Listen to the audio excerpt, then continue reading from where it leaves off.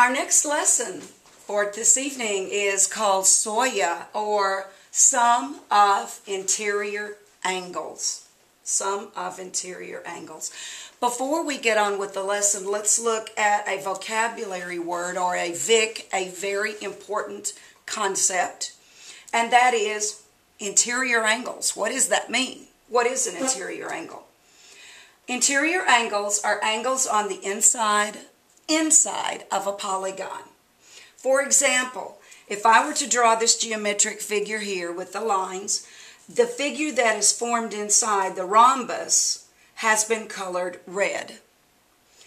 And we can see here that all of these angles right here are in the inside part of the rhombus. Angles A, B, C, and D are all what we call interior angles of this rhombus because they're on the inside of the figure, the inside.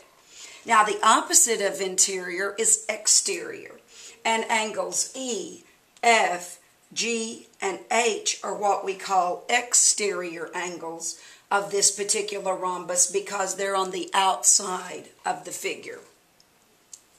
These are outside, these are inside, these are interior, and these are exterior. So when we talk about the sum of interior angles, the sum means you add them all together and you get a total, and interior means the inside angles.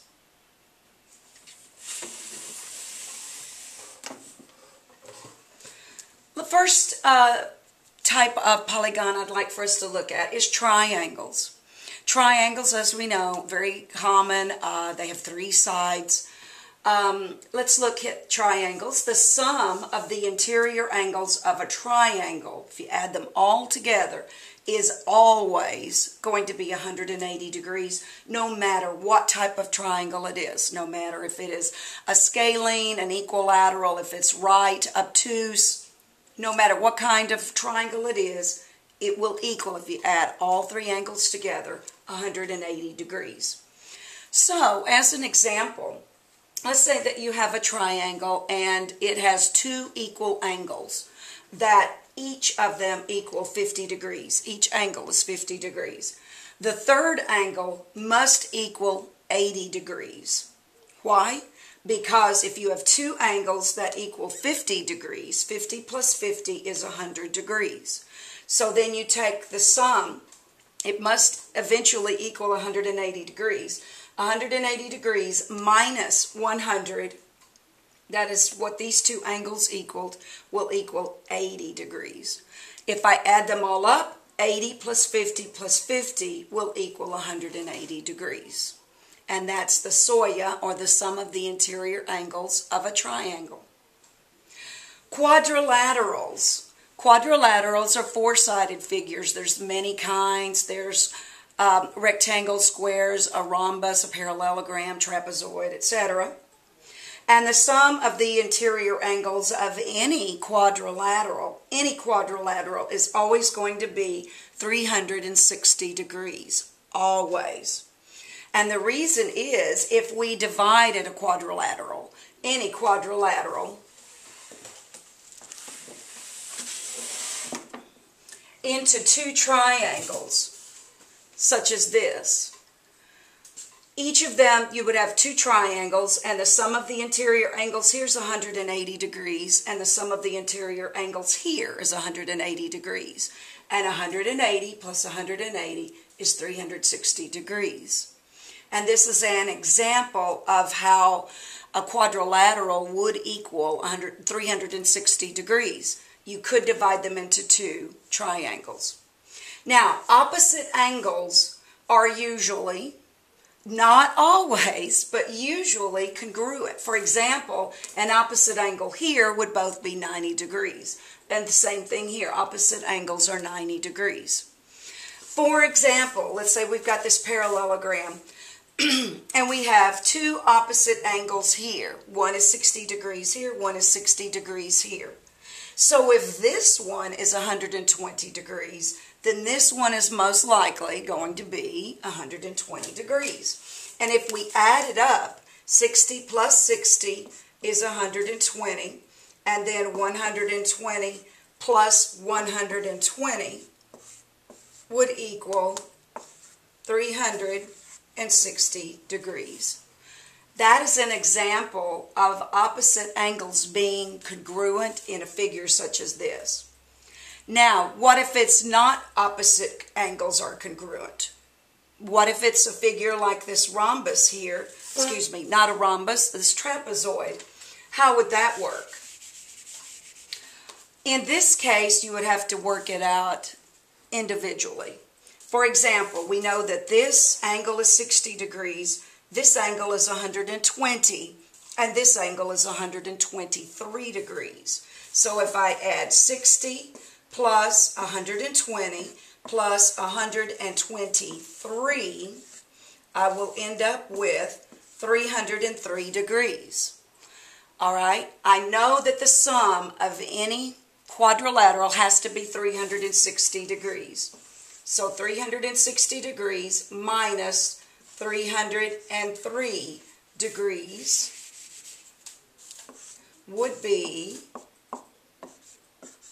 57 degrees. So our missing angle here would be 57 degrees. And you can do this with any polygon. Add up what you already know to find the angles that you don't know yet.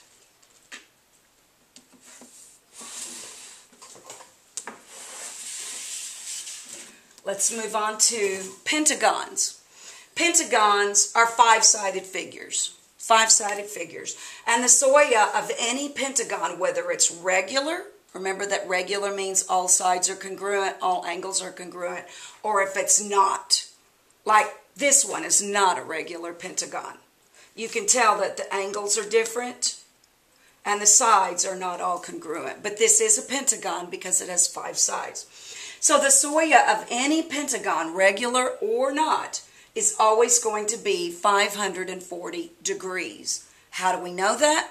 We know that we can divide pentagons into three triangles. For example, here's one, here's two, here's three. Three triangles. And we know that 3 times 180. Why 180? All triangles equal 180 degrees. 3 times 180 is 540 degrees.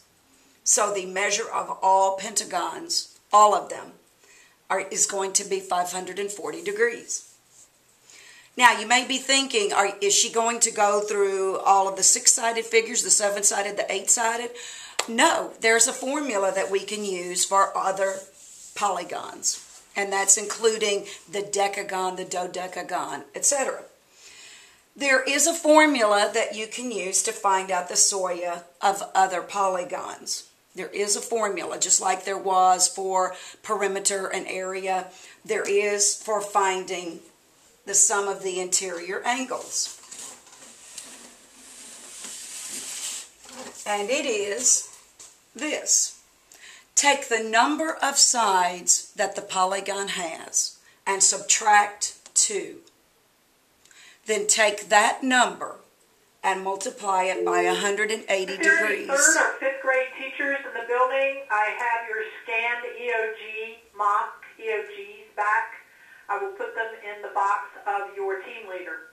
Thank you. Number of sides minus 2 times 180 degrees. Now, let's say that you use this formula. You're going to find the SOIA of the sum of the interior angles of a hexagon. All right, think first of all, okay, I know that a hexagon has 6 sides. Okay, that's what you're thinking. So you say, all right, I'm going to use my formula. Number of sides is 6. I'm going to subtract 2. 6 minus 2 is 4. I'm going to take that 4, go to the second part. 4 times 180 is 720 degrees.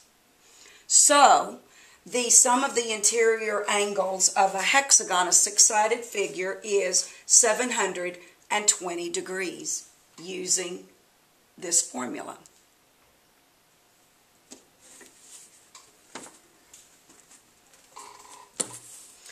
Now, on your homework guide, let's look at this. Try this.